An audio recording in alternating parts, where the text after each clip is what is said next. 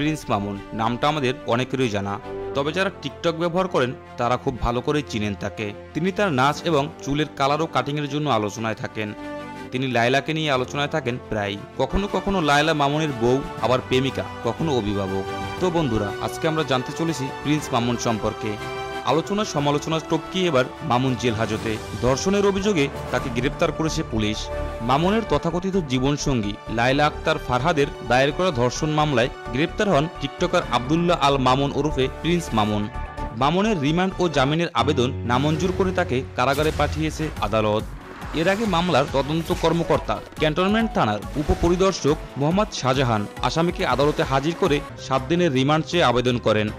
Prince মামুনের পক্ষে ঢাকা আইনজীবী সমিতির সাধারণ সম্পাদক আনোয়ার শাহাদাত শাওন রিমান্ড বাতিল চেয়ে জামিন আবেদন করেন। বাদীপক্ষ এর বিরোধিতা করে। শুনানি শেষে আদালত রিমান্ড ও জামিনের আবেদন নাকচ করে তাকে কারাগারে পাঠানোর আদেশ দেন। এদিন আদালতে হাজির হন লায়লা। এর আগে প্রিন্স মামুনকে দুপুর 1:30 দিকে আদালতে হাজির করা হয়। তাকে ঢাকার মেট্রোপলিটন ম্যাজিস্ট্রেট আদালতের হাজতখানায় রাখা হয়। রিমান্ড শুনানিকালে তাকে এজলাসে তোলা হয়। গত 9 জুন প্রিন্স মামুনের বিরুদ্ধে রাজধানীর ক্যান্টনমেন্ট থানায় মামলা করেন লায়লা। মামলার পর সোমবার রাত 9:30টার দিকে কুমিল্লার পুলিশ তাকে গ্রেপ্তার করেন। এদিকে মামলার অভিযোগে বলা হয় 3 বছর আগে ফেসবুকে আব্দুল্লাহ আল মামুন ওরফে প্রিন্স মামুনের সঙ্গে লায়লার পরিচয় হয়। এক পর্যায়ে মামুন বিয়ের প্রলোভন দেখিয়ে প্রেমের সম্পর্ক স্থাপন করেন। পরে মামুন তাকে জানায় তার ঢাকায় থাকার মতো নিজস্ব বাসা নেই। যেহেতু প্রেমের সম্পর্ক সৃষ্টি হয় এবং মামুন তাকে বিয়ে করবে বলে জানায়, তাই লায়লা তাকে নিজের বাসায় থাকার অনুমতি দেন।